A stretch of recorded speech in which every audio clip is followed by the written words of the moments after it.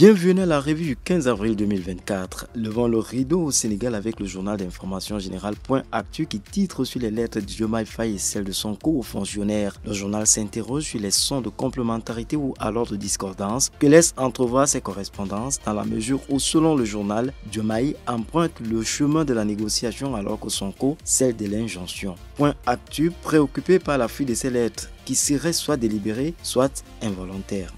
La dépêche républicaine pour sa part met en grande une Ibrahima Gueye nommé Ousmane Sonko tient son dégât. Le journal, au sujet des retraits du passeport des anciens ministres, évoque le coup de gueule de la députée Hadi Mergane. Le quotidien Révélation, pour sa part, a aussi consacré sa une de ce 15 avril à l'actualité sur les passeports diplomatiques avec cette affirmation « Les anciens ministres disqualifiés ». Révélation dans le cabinet du Premier ministre revient lui aussi sur le DIGAP avec la nomination de Ibrahima Gueye. Le tabloïd fait aussi mention en page 6 des boulangers qui ne sont pas au courant de la baisse des prix du pain. En Côte d'Ivoire, le journal Le Bélier en nécrologie s'intéresse au programme officiel des obsèques du président Bidié et annonce le démarrage effectif de ceux-ci le 19 mai. Le journal évoque l'appropriation de la vision de Tidiane Cham au cœur des réflexions lors d'un séminaire du PDCI sur la reconquête du pouvoir de l'État dans le district des montagnes.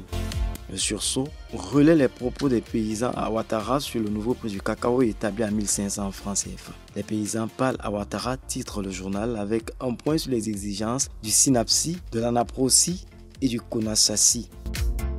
La Voix originale pour sa part titre sur toutes les clarifications sur la présidentielle de 2025 avec notamment l'investissement officiel du candidat Gbagbo nommé pour le 10 mai 2024.